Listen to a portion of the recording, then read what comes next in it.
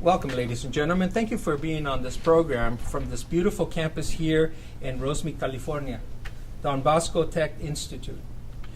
The motto of the school is developing leaders in science, technology, engineering, and mathematics. That's very important now given where we are in the future. Fourth generation of technology, the idea of AI in the world, the impact of technology on jobs, future, and most of all, the development of our leaders. Today we have an outstanding panel of 4 individuals here, 2 to my right, 2 to my left, and also we have students also here from Don Bosco.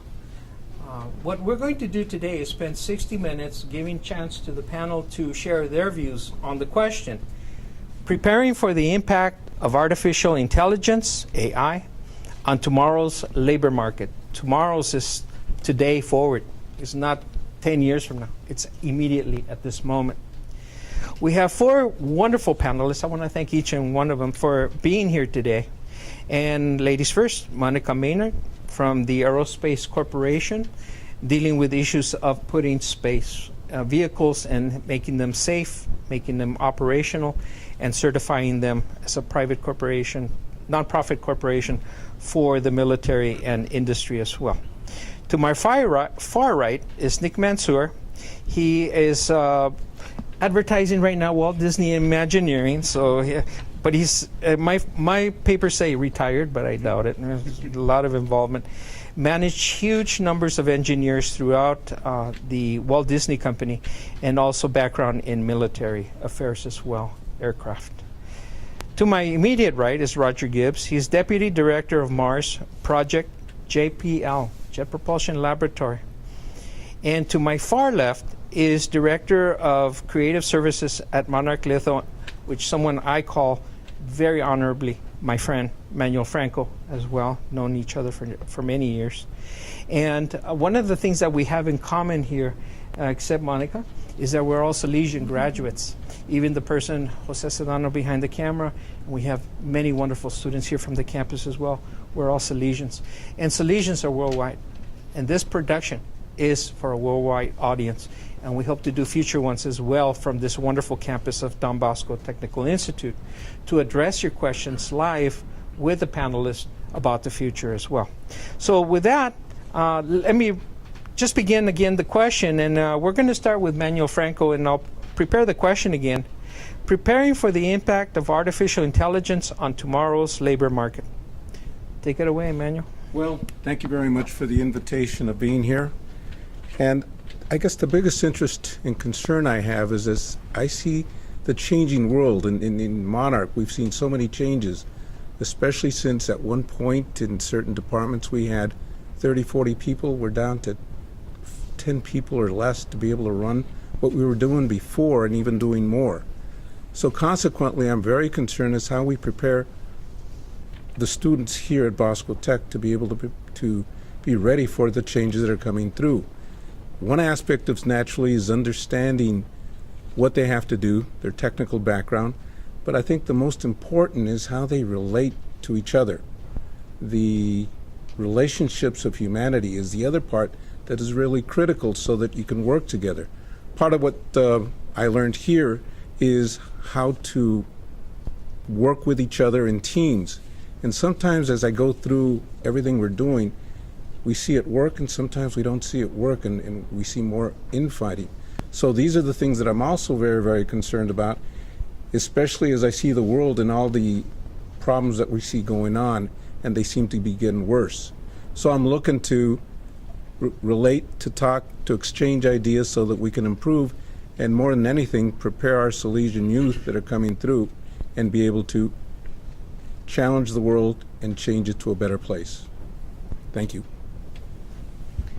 And you are class of 71 here, Bosco, right? Correct. Okay, so we have another person here.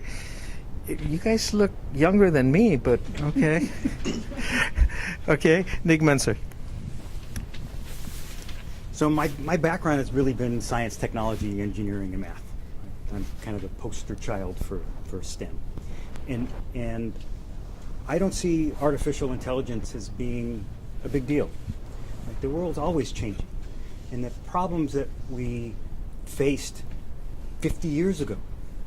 And the problems that we face today from a technology standpoint, they are just as scary back then as they are today.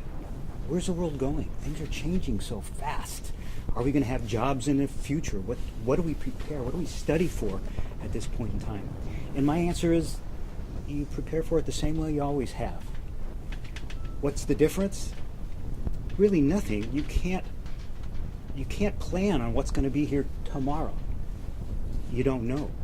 It's changing so much. Look what's happening in the areas of science and biology, and what we're learning more about the mind and Alzheimer's disease and cancers. All that's changing at a phenomenal rate.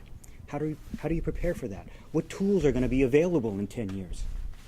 I'll guarantee you what's available in 10 years is not what's available today. It'll all change. So what do you prepare for? Same thing you always did. You study science, technology, and engineering and math. You learn how to think, how to reason, how to make decisions, how to research. And all that preparation helps prepare you for dealing with the changes that are going to occur. Is artificial intelligence going to affect the working community? Sure it will. But it will also open up all sorts of jobs that didn't exist. When I graduated in 1971, you couldn't get a degree in computer science. It was just coming out. Look how much it's changed in those years, almost 50 years. I made a good portion of my career writing software for roller coasters. Who ever thought anybody could have a job to do that? That kind of job didn't exist in the 60s. And so what prepared me for that? The same thing that you'll do to get prepared for your future. Just understand the basics. Learn how to think. Learn how to reason. Learn how to study. Right. Learn how to research. And then apply that to solving the problems for today. That's all I have. Thank you very much. Next person is Monica Maynard, Aerospace Corporation. Thank you very much for inviting me over to the agency as well, where you do a lot of space contracting and helping contractors and the government be successful in placing satellites up in space as well. So, and much, much more. But your role is even more important also, is to make a connection between the students that are in the STEM field as well. So I want to thank Aerospace for what they're doing in that area as well. Thank you. So yes, so what I do is STEM outreach for the corporation, and my job is not only to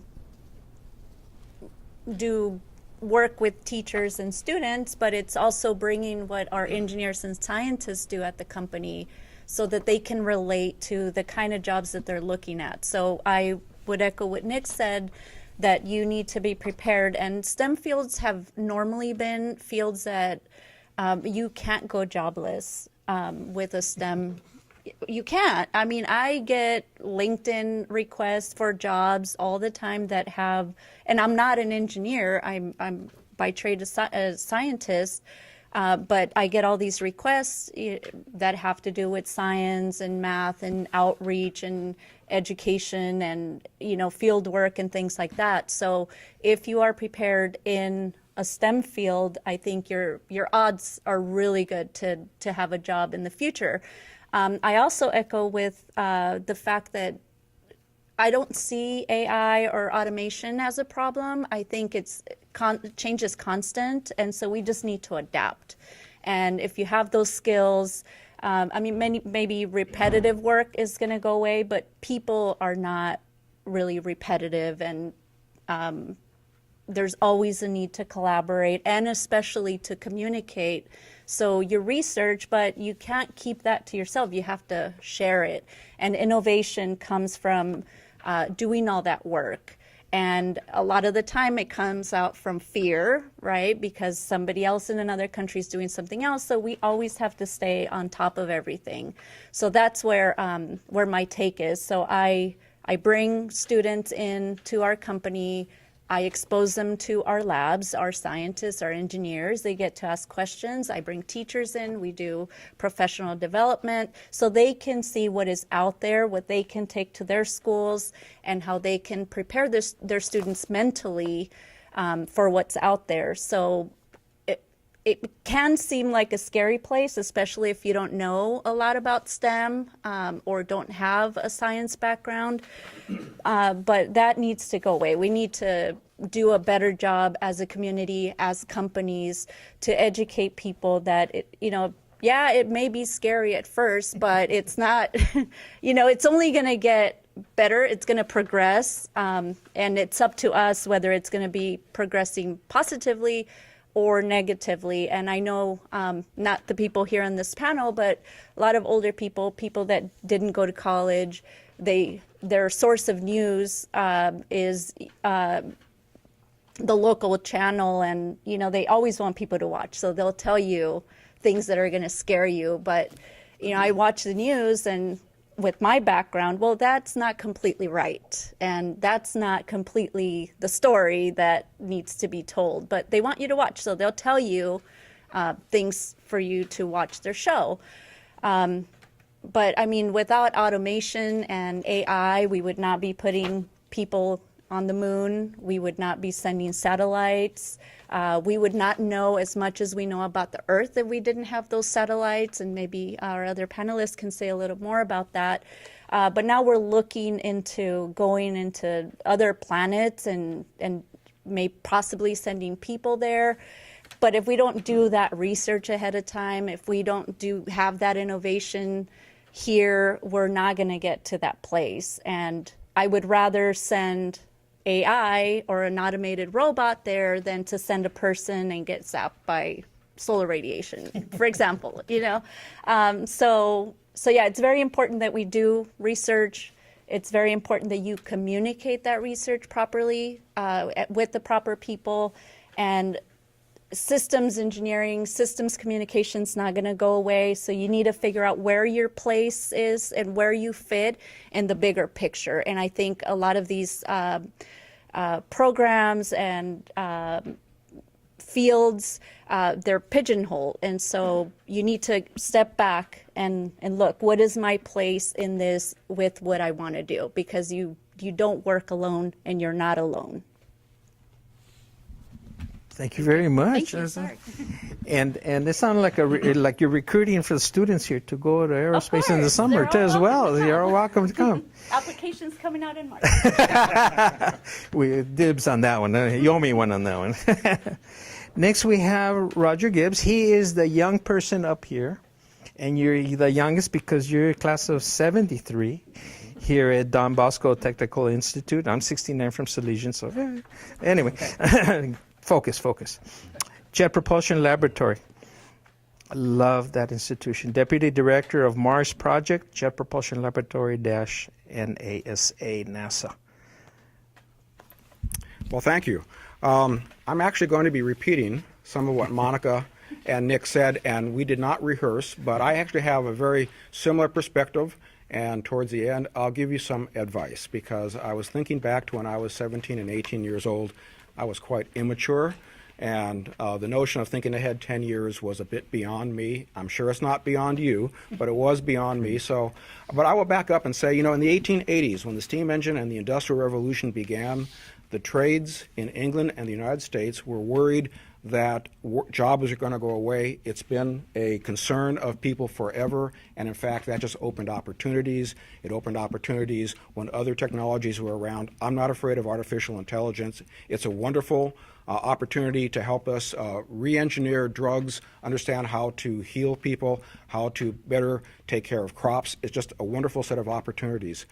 I'm going to draw a little bit upon my experience at JPL, where we have sent many missions out there to Jupiter, Saturn, several to Mars.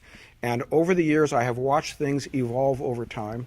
And so my first piece of advice is, in fact, I wrote down like 2 notes. And the first one was, learn how to think and learn how to learn. Because again, my experience, when I left Bosco and went into electrical engineering, we had discrete logic parts and microcircuits were just coming out, and the design approaches were very different than it was 10 years later, very different than it was 10 years later, very different than it is now. And so, and I've had at JPL probably 4 or 5 different fields where I was working. And so you have to be, I think, adaptable. You have to have, I recommend you have, a love of learning. So even after you graduate from college, you retain that joy of learning and the ability to learn the new things. In STEM, it becomes very easy because it becomes very easy to have a variety of opportunities, but there are opportunities beyond the STEM fields. However, I'll talk about STEM for just a bit. Mathematics, physics, engineering, technology forces one, if you are paying attention, to learn how to logically approach a problem, define the problem, take your biases out of the equation, and think about how to solve this problem. And if you're in a teaming environment, you will think, are there other ways to solve the problem? It really does exercise the brain, and like a muscle, I think you need to exercise your thinking and your approach to problems. And so as you go from high school into college or into other fields, learn how to learn how to think, and never stop doing that. So I will say that. With our missions, particularly, well, all of our missions at JPL, there has been this development over time that in the past, going to another planet, going to a moon, going to Mars, and taking scientific data was all that we had to do. But opportunities arose because our sponsor and we decided, that's not good enough. You have to get the message out there. And so we had to go get people who were good in film, how to tell a story, people who knew classical literature, who would say the elements that capture somebody are the threat, are the this, are the that. I'm an engineer, I'm not a scientist, and I'm not a novelist, but we have people who can say, this is the elements of a story that will capture the imagination. If you're so inclined, when you're done here, Google, YouTube, and any one of the NASA missions, and you will see that they're learning how to get that story out and connect with the public, because ultimately we spend the national treasure, part of the federal budget, for the benefit of Americans and everyone across the world to take your experiences out there. So whether it's in STEM or whether it is in some other fields, I think the world is going to offer opportunities, and artificial intelligence just changes or expands those opportunities. And then lastly, one last point. When we hire people, when I'm looking for someone to operate on a team that I am leading, there is a very basic element. I'm looking for integrity and honesty. And so that is oftentimes not stated, but in my experience, people who try to take a shortcut, it ends up badly at some point or other. So learn how to treat people with respect, how to team well, how your yes is yes and your no is no. I know it's very fundamental, but it's something I think gets overlooked. And in a modern society, that desire for salary and for goodies and for cars, I think perhaps it may persuade us against that path. So the two things, learn to learn and never stop learning, and ethics and integrity. And I'll stop with that. Well, thank you very much. We're, again, for the benefit of the audience, we're at Don Bosco Technical Institute here in Rosemead, California. 3 of our panelists are from this institution as well. I'm the one from East Los Angeles. And Maynard here, she is from Bell Gardens Intermediate, and she's the one that gets her hands all dirty when she wanted to go to college, so she selected a whole new field. That's a story unto itself. We're going to spend the next 15 minutes opening it up between all the panelists here today, and this is a discussion between all of you, and we've agreed to disagree to some degree as well. And then after this presentation, we're going to give it the opportunity for our wonderful students here on the campus to ask questions as well. Who wants to go first? Well, one of the things that I noticed is in my discussion is in the industry that I happen to be in, print, which is an industry that is actually slowing down.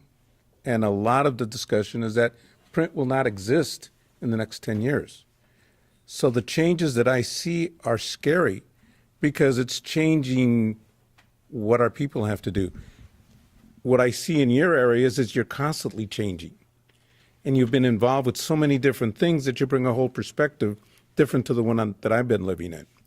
you know, the basic of our environment still is ink on paper. That hasn't changed. And that is still going to take a while before it finally changes. But the interesting thing is that it's communication, and that is evolving so differently.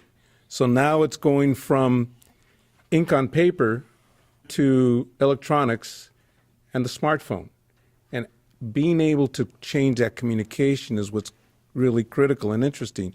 So it's a big change from getting your hands dirty to actually dealing with communications and with personal relationships. And that's why I was also discussing the fact that it's so critical to be able to understand exactly how was brought out of the integrity portion and the ethics portion. Emmanuel, when you and I have private discussions, you usually bring up the issue of ethics, and I know that is an issue. Open mic. So let me get to Manny. So let me give you an example of print, okay? And I'll use one from Disney. The very first animation were all hand-drawn. It was hand-drawn on cells, painted on cells, painstakingly put together and composited. We don't do that anymore. It was all about telling the story.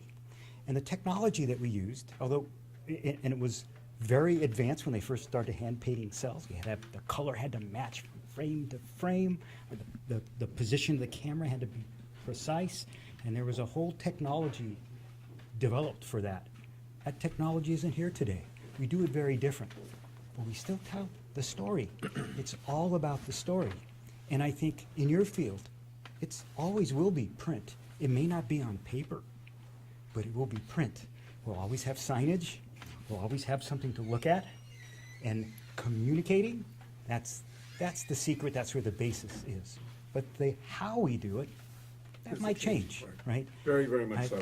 And so did that affect the people working in the field? Yeah, it does, right? I no longer have to be an expert on the types of paper, the types of ink, and how to make sure colors don't fade and things like that.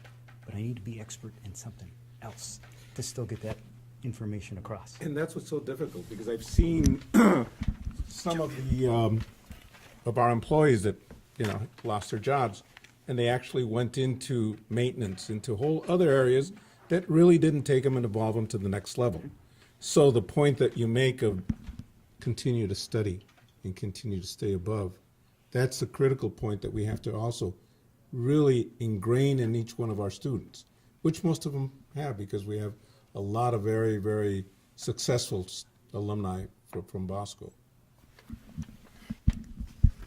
And I just want to speak to the Aerospace Corporation. We have a whole department dedicated to communications. We have our online paper, we have the website where we show stories. So we do hire writers and editors and technical editors. So we have an array of people, photographers, videographers. We have our own video studio. So we have all kinds of opportunities that have to do with STEM. They directly relate to STEM, but they people that have other interests and fields.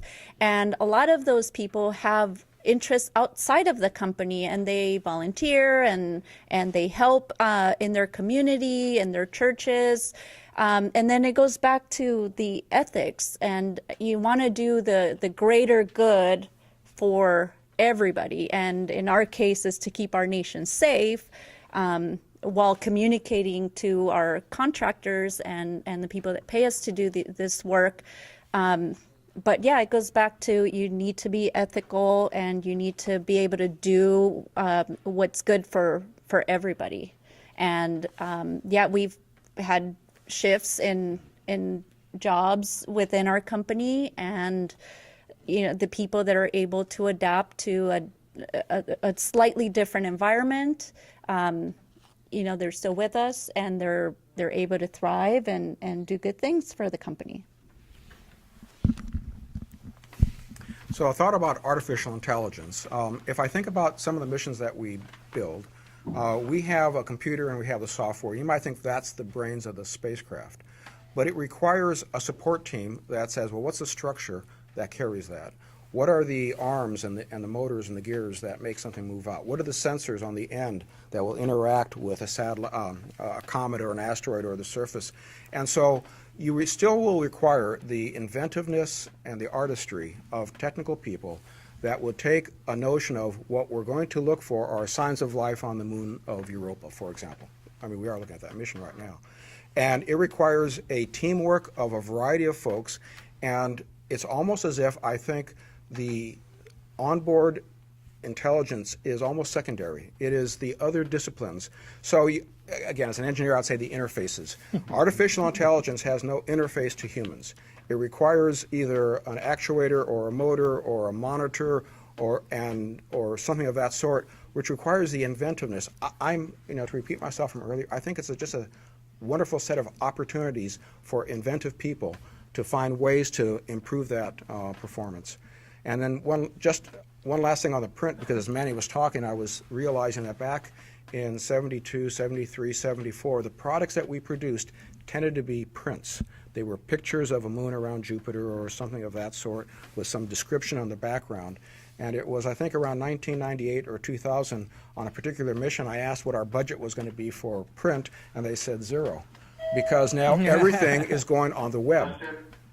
Because if it's on the web, rather than printing 5,000 prints that we can get out, we can reach 5 million people. When one of Mars landers landed, I think we had several million hits in real time on what was going on. And so that notion of communicating and getting the story out there just morphed. And it wasn't that we lost, we were contracting out the print. So it wasn't that we lost printers on site, but we developed a whole new area that is thriving today in terms of how do you get the story out and how do you get it out to a variety of people? How do you get it out to school-age children at the age of 6? How do you get it out to remote areas where they may not be excited about science and technology? How do you get it out to around the world and actually inspire people that this is a worthwhile goal to achieve so they can better themselves in that area?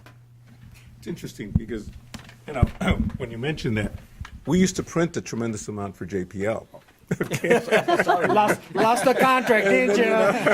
It's not coming back, man. No, in fact, we had the opportunity to print your last annual report. But understanding that and working so close with JPL and a lot of other corporations, and that has diminished because it's gone to electronic media. In what was it in the 20th century? Which was the most important invention or the most important person? Gutenberg, because movable type and actually changing the communication factor in print and being able to expose it and make it worldwide accessible to a lot more.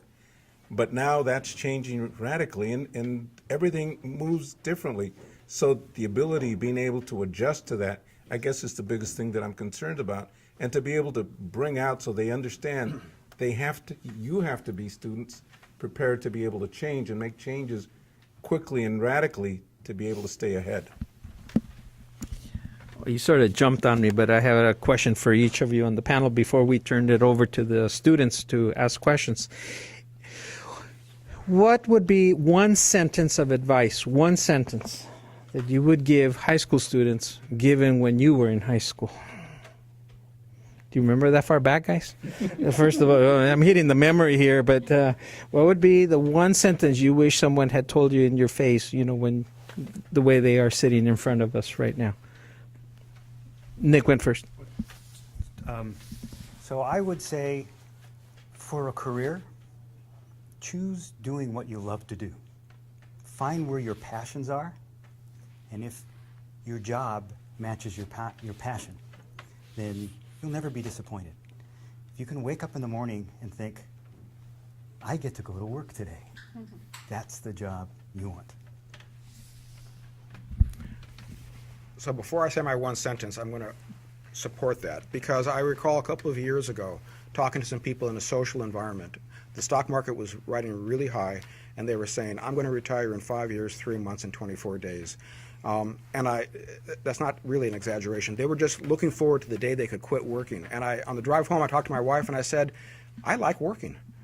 Find the job that you love and and keep doing that, because, by the way, so I'm in my early 60s or mid 60s. Life does not end when you get to be 60, and people I know who've retired early have oftentimes regretted it. So it's, you know, you need a purpose in your life. My one sentence would be, at this age and going into college, think about diversifying your interests. So if you're going to go into mathematics, perhaps go also minor in or consider music. If you're going into electrical engineering, consider communication or literature, because I think the future offers opportunities, but if you are narrowly focused in one particular area, it will be harder, most likely, to transition to other areas. Whereas if you have diverse interests and study those, you're again exercising your brain, and I think making yourselves more pliable for what the opportunities may hold in the future. The advice that I got when I was in high school and I wanted to go into engineering, but not really knowing if I was really going to become an engineer, which I didn't. But my high school coach, I ran cross country and track, and he was like a father figure to me, and he recently passed away. But he said, God rewards those who pay the price. So when we would go out on long runs and we didn't want to do it and we had a hard track workout, he said, God rewards those who pay the price. And he always pushed us to go to college. I come from a community where not everybody goes to college. And if you go to college, you probably won't finish college because you have family responsibilities or money problems and things like that. And those words got me through college because it got to a point where calculus was really hard for me, and but I had to take it, and I had to work extra hard, and I had to take engineering classes, and you know they weren't speaking to me. Those classes weren't for females in the engineering world, but those words kept me going back to class, and you know I was a minority in most of my classes, but. You know, when I graduated, he went and I told him these are the words that got me through college because I was willing to put in the time and I was being rewarded by graduating college. Well, I have to agree with all of you, and you know, especially Nick. I mean, I still enjoy what I do every day. Okay, to me, I don't plan to retire. Okay, until they kick me out, because I have a good time going in there and causing trouble and solving problems. And again, it goes back again to the same thing they were mentioning. You're in there to solve problems, to make relationships. And if there's the one thing that I would leave to you is the fact of be true to yourself. Understand yourself first, and then be honest with everybody you deal with so that they can respect you. And those are the words I would leave. Gentlemen, in the here in the group, we're ready to take your questions. If there's someone that would like to ask a question, stand behind him as well. There's a lot to work with, guys. Well, you guys are, don't be scared. This is the chance to ask. And whatever questions you have, don't think it's going to be not Don't, important. it's important, It's believe me. important. Everything is important. So, and I would say that each one of you should come up and ask a question. Absolutely. Yep, come on, you're the first. Right there. Oh, hello, yeah, I'm very, Tell me your name and what year you are here at school. my name is Lawrence Pedrosa, and I'm a junior here in the Computer Science and Electrical Engineering Department at Bosco Tech. And I would like to say I'm very intrigued by everything that this panel has been discussing. And one thing that brought my attention was Mr. Gibbs' mention of how being multifaceted and also knowing other areas like literature helps you in the engineering world. Could you give me an example that any of you have noticed where this has occurred, where having an extra interest helps you? So I will observe that one of our best engineers for entry, descent, and landing at Mars started off with an English major in his first 4 years and then transitioned over. So there is just the observation that it has worked. Part of this is just empirical. It has worked well for some people, I know. The other is what I think is a very logical notion that the world is changing, and therefore the diversification into various notions is very helpful.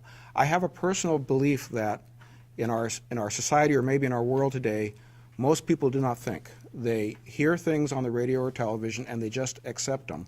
And philosophy, if done properly, for example, actually should get you to think, what is truth?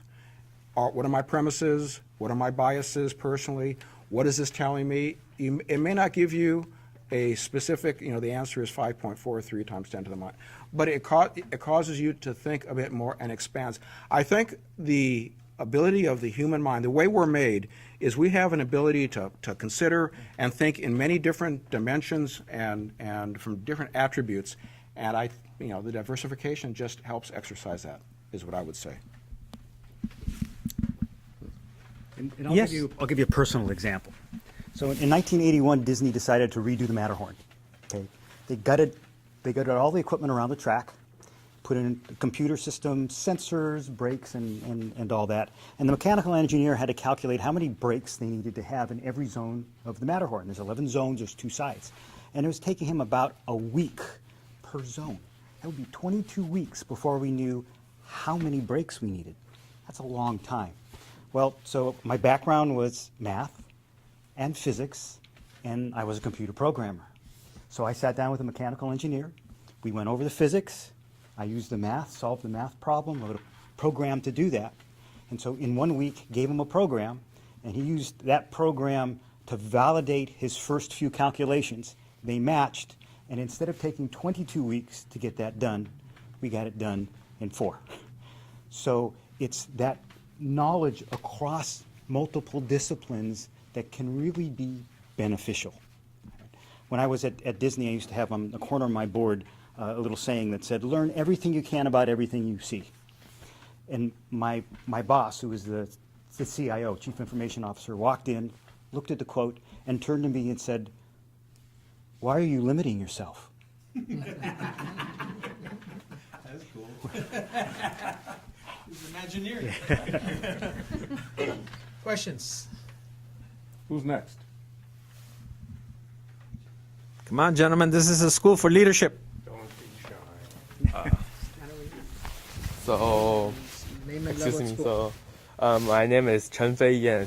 I'm from China. I'm an international student from here. So, a lot of the guys mentioned that AI. So, and I think all of your point is so AI is not very dangerous things. But I heard that now for a lot of scientists is against to develop the AI. So I think that's the 2 points. That one part is just agree for develop the AI, but other part is so accept to develop them. But I don't want to say who is right or wrong, but I just want to see the purpose of the AI. So what's the purpose of the AI will be it will be just help the human just helps them to robots the Mars or it will be the new species why human will be human because they can they have their own environment and they can think by themselves, they can study. So what do you think for the purpose of the AI? It will be the just help people, or will be a new species can think by themselves and they have their new environment. So this is what I'm asking. Excellent. Good question. I'll let you guys handle that one. I'm just All right, so what is intelligence, right? What's the definition of intelligence? And so for me, it's the ability to learn and apply that learning. And so what does the computers allow you to do? It allows you to grab a lot of data and analyze that data and look for patterns that we as humans can't go through that much data. It takes so long. And so I remember years and years ago, right, somebody was coming up with writing a piece of software so you can play chess against the computer, right? And that's kind of artificial intelligence. What made the computer smart? Well, the computer could very quickly look at all the possible moves, look 2 or 3 or 4 moves down, pick the one that was most probable and give you the best results, and then make that move, okay? Now, did the computer always win? No, right? how smart was the computer? Well, it was as smart as the algorithms that somebody programmed in. So where is artificial intelligence going? I don't know. We're talking about having intelligent cars. What does that mean? What's an intelligent car? It's a car that can gather data and make predictions about what's going to happen and what needs to be done. How good is that? It's as good as whoever programmed the algorithms for it. So will we be developing a new species? I don't know. Will we be developing a great tool that allows mankind to make progress on knowledge faster than they ever could? Yes. So Nick started off by asking, what is intelligence? See, that's why you take philosophy in addition to math. You know, it's interesting. I actually think that in science fiction, I've been reading science fiction since the mid-'60s. Science fiction and movies, I think, actually, and a lot of people underestimate what we are. Our ability to look at data and pull out patterns. At JPL, we participated in some contests, and it turns out that having a robot arm reach over and pick up something without breaking it and pick it up and do this is very hard because, in fact, your fingers have multiple sensors, and you can, well, I mean, right now, this is something that would be very hard for a computer system to do because of the feedback in many different ways of assessing things. And so the artificial intelligence, at least as far as I can see, is all going to be for the betterment. We just got my wife a new car, and it has parking sensors. And it's very helpful. And I noticed that if you are, because we have a driveway that has a block wall on both sides, so it's kind of narrow. And if you turn the wheel such that you would back up into it, it beeps. If you straighten the wheel, you're still the same distance away, it says it's okay. And that's very useful. I anticipate that in the medical profession, there'll be a variety of items, and probably in homes. So as your parents get older, seriously, having a smart toilet that can do a chemical analysis on what's in there can be very helpful for a whole variety of diseases. And the way artificial intelligence and technology advances, the cost will come down to where rather than going to a doctor for a diabetes test, you perhaps will spit in a cup or urinate in the toilet or something of that sort. So at the moment, I see all upsides to this, and new species, you know, beyond my ability to foresee. And I guess the most important part that I look at this whole portion is, yes, artificial intelligence, a new species, will have the mechanics of being able to do probably more than a human can do. But part of being human is being spiritual, being understanding the philosophies and something way beyond the mechanics that is existing. So this is going to be very difficult for any artificial intelligence to grasp and understand. And that's the other area that you guys need to work on very, very hard, what I call the Salesianity, the spirituality of our existence. Excellent question. Do you have another question, sir? I have another question. Yep. So, like the artificial intelligence is, I think it's have a very big relative with the big data. So for the big data, so we know the big data is just like our life. We have everything is very small, but mix it together is to the big data. So what do you think? So the big data will help the artificial intelligence to improve, and will so like what do you think will be how relative will be each other for artificial intelligence and the big data? Again, I give it to you. Manuel, you keep passing it away from you. Is there a reason for that? I'll start and say I think you're very astute. They're going to be highly connected together because big data allows, once again, looking for the patterns and I'm sorry, I'm an electrical engineer, and so if you see this, this signal, you see noise, and kind of you're looking for the signal that's in the noise. And what happens with big data is, as you gather all this information, the noise comes down and the signal comes up on a screen. But it allows for the recognition of what are the patterns and what's the underlying information, and to a great extent, it will allow for better traffic control, for better production, to get things at a lower cost. Amazon is very much, I think, a user of big data as they try to figure out how do we get deliveries at a very cost-effective and kind of overnight kind of situation there. So I think they're highly interrelated as they go forward. Look at things like Ancestry.com and 23andMe and all the DNA capabilities they have, and that huge database of people who are providing information. And now they can say, well, gee, you have these genes, this is your DNA, and 95% of the people who have this kind of thing have developed that other kind of thing. You would have never known that without big data and without software that can go and analyze it and look for those patterns. So, interesting application, and as Roger said, they're linked, right? Before I give it to Monica, I have to say that it's very special, the idea that we have here an institution, Don Bosco Tech Institute, developing leaders for science, technology, engineering, and mathematics, but it's also a Catholic institution that brings in the ethics as well, and brings in and that's not something that's just sort of by accident. It's very much integrated into how you develop things ethically.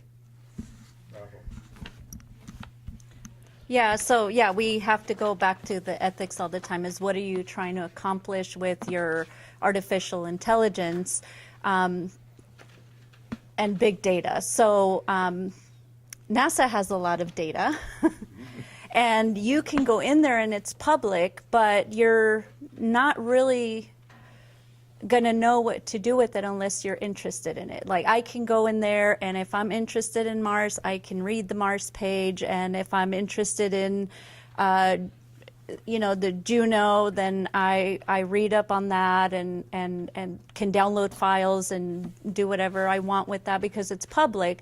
So I think it's also up to interest, and that's the public information. I'm not talking about like hacker things and things like that, but also data mining for the purposes that they said. It also goes back to interest as well. Okay, do we have other questions from the audience? Yes, thank you. Please tell us your name and also what standing you are here on campus. Hello, my name is George Flores. I'm a current junior here at Bosco Tech, and I'm part of the Computer Science and Electrical Engineering Technology. And my question is, what advice would you give to students hoping to pursue a career in STEM, especially since it's a very competitive field? Pass it around, Mike. Manuel.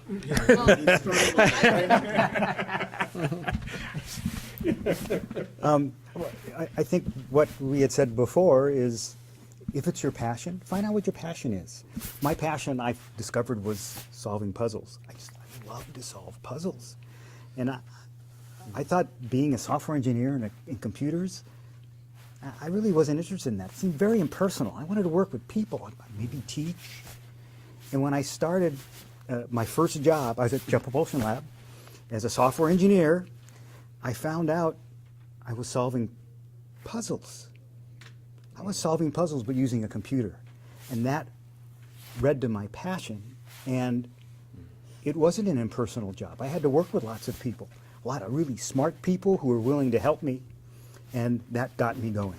That, hey, I'm doing what I love, and I'm applying technology, and I stayed in that field forever. So same as what I said before. Pick what you love. What is it that relates to you? And if you pick that, there's a theory called enjoyment performance theory, that if you do something you like, you tend to do well at it. When you do well at it, people notice, and you get accolades, which makes you feel better about yourself, and then you put more time in it, right? It's this continuous improvement cycle. Do that, right? So I'll pull together a few themes that have already been raised. I will assert or imagine that you do not know what you're going to be doing 10 years from now or 15 years from now. You don't know where the demands will be, and you may not know where your passions may evolve, or you're still trying to figure those out. And so, once again, a diversification, learn how to think, learn how to learn, and a diversification I think is good advice. I'll offer some very tangible and very practical advice. When I went to college, this high school had given me learning habits and study habits and had challenged me, and I was in competition with some very bright people, and so I had to do my best. When I went to college, I found the transition easy, actually. But I looked at some of my friends in college who came from different environments, and you could read it in their face, and they said to me, their face read, "My mom's not here, my dad's not here, I'm going to drink beer all day and no one's going to stop me." And they got into big trouble because you get into college and there is this wave that you need to catch. It's a metaphor. That gets you going onto certain subject matters, and you get going. If you start having poor grades in the very beginning, my observation of my friends were they really struggled. So practical advice is have your fun when you're a junior in college. Your first year in particular, get your feet, get wet, get your feet grounded, make sure you know how to get things done and get the good grades, and then relax a bit and look around and say, how do I maybe have a little more enjoyment than I otherwise would? Some practical experience. Just from personal experience for me, diversification has played well with me. My passion was always science, and I wanted to work in the science field. I started off as an engineer. I didn't realize science and engineering were different until I got to college. So I was a civil engineering major and didn't find myself liking that when I was in college. So I decided to take up a minor. And my minor was going to be in geology. And then I decided, wow, these people go on field trips and you can actually get a job doing this kind of thing. And you're out with your friends and you can drink beer out in the field if you're 21 and over. Oh, I like it. Yeah. So, so for me was, I learned what science was when I was in college. I wish I would have learned it a lot better in high school. But I had this vision, and then I realized that's not the vision. That's not where I see myself in 5-10 years. And so I had to change. So I had to diversify myself, and I had to adapt to new changes. And another thing that helped me a lot is networking. And in high school, I played sports, and they picked me for conferences, and so I did a lot of little things. I was part of a dance group, so I did a lot of little things that now come in handy. So at Aerospace, for example, I'm on the track team, and it's all working people. We're all slow now, but these are people that do their job during the day and sometimes overtime and during the weekends. But we have this set time where we go and gather together and do things that are not work related, although we sometimes, it spills over, but it's like Nick said, it's what you love to do, and it also has to do with the people that you work with. So you need to network. And even if it feels like, well, I don't really want to talk to the drama people or but they have something to offer. Everybody has something to offer. Okay. Okay, good. Because, when I came here, we go through and we choose our shops, right? And I went into printing, or back then it was actually print shop, right? And I really just felt at home. So I continued that. After that, I went into advertising. So I studied advertising, and then I just gyrated back into print. So I'm back in print. I enjoyed very much. So again, it goes back to your passion. And once you're in there, you learn how to solve the problems that you have to deal with. All the basics that you learn here are what take you through all that area. So go for your passion. Thank you. So one piece of advice, additional piece of advice I will offer, and again, as a electrical engineer, I'll say, you have your interfaces. You do. You have a brain, you have thoughts, you have inventions, you have what you want to accomplish. How do you express that? How do you listen to somebody else express that? How do you work in a team environment? And so for your remainder time in high school and in college, leading a team, public speaking, actually team sports is a wonderful thing for a variety of reasons, but learning to communicate is something I think is very important, and something that is, I think, at least in my high school and college early, underestimated. It's an important aspect. Unless you're going to sit at your desk and not talk to anybody when you have a job, being able to work in a team environment, communicate, speak your mind. If something's wrong, say it. Ask questions at panels. All very, very important aspects, I think, as you mature. Thank you. We're getting ready to close the show, but I have the benefit of sort of summarizing what all of you said in a way, and then having the chance of sitting back and thinking. One word that popped up a lot was the word networking. And someone said, you need to start networking. And you asked the question, where do you start that? Well, you're surrounded by some very bright people sitting to your left and to your right, where you're sitting right now. That's your network. You don't lose that network when you move on to college. You keep it going.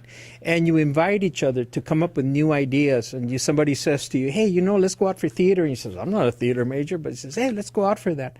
And you learn that personality added benefit to it all. You are networking. You're in a great school, great individuals here sharing with you the importance. And what I think I walk away from, and I'm sort of summarizing all of you, learn. Love to learn.